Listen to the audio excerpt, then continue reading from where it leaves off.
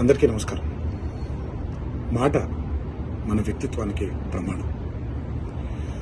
రాజకీయాల్లో విమర్శలు ప్రతి విమర్శలు చాలా సర్వసాధారణం.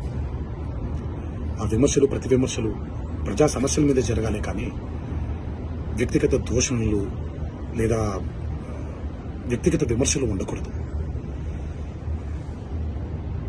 నిన్న ఒక సంఘటన నా మనసును కలిచివేసింది.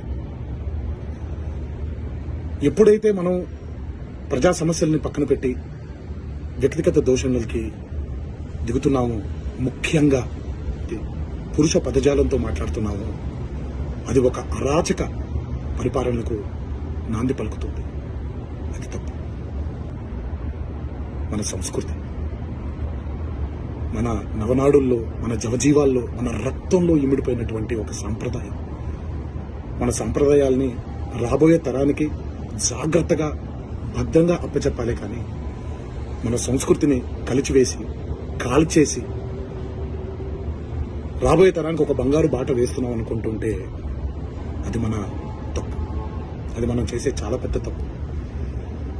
ఈ మాటలు నేను ఇలాంటి ఒక వ్యక్తిగత దూషణకి గురైనటువంటి ఒక కుటుంబానికి చెందిన సభ్యుడిగా మాట్లాడట్లేదు. ఈ మాటలు నేను ఒక కొడుగ్గా, ఒక భర్తగా, ఒక తండ్రిగా, ఈ దేశానికి ఒక పౌరుడుగా, సాటి తెలుగువాడిగా మాట్లాడుతున్నాను. రాజకీయ నాయకులందరికీ ఒకటే విన్నపం: దయచేసి ఈ అరాచక సంస్కృతిని ఇక్కడితో ఆపేయండి. ప్రజా సమస్యల మీద పోరాడండి.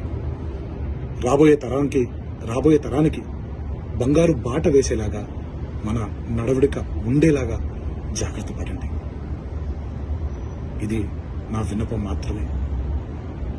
ఇది ఇక్కడితో ఆగిపోతుందని మనసారా కోరుకుంటూ సెలవు తీసుకుంటున్నాను.